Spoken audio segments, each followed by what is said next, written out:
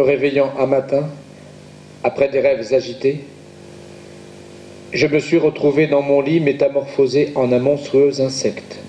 À son réveil, Grzegorz Samsa découvre son nouveau corps, celui d'un cafard. L'histoire remonte à 1915 sous la plume de Franz Kafka. Un récit ouvert à de multiples interprétations, critique du monde du travail, de la hiérarchie ou encore de la cellule familiale.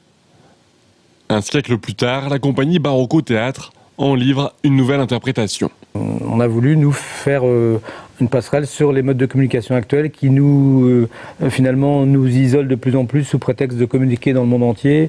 On est chacun retranché dans nos micros, casques, antennes, écrans, télé, ordinateurs, etc. Monsieur Samsa, que se passe-t-il donc?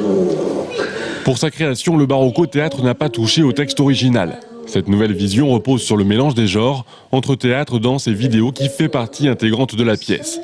Puisque seul Grzegorz et sa sœur sont présents physiquement. Le vidéaste Yvan Pousset a donné forme aux autres personnages.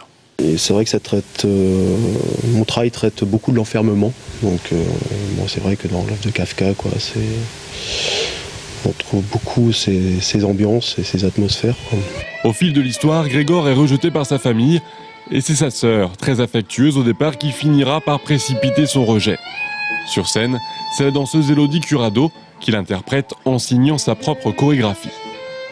Je trouve qu'il y a une progression logique en fait dans ce personnage-là qui finit par s'épanouir et prendre toute la place. Et il y a vraiment une forme de libération que moi je ressens dans la pièce. Au fur et à mesure, il y a vraiment quelque chose qui se décante et qui fait qu'à la fin, je peux vraiment être libre.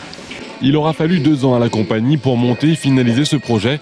Une pièce réglée à la seconde près, mais dans laquelle la technicité n'arrive pas à effacer l'humain, pour la simple et bonne raison qu'il est question d'émotion.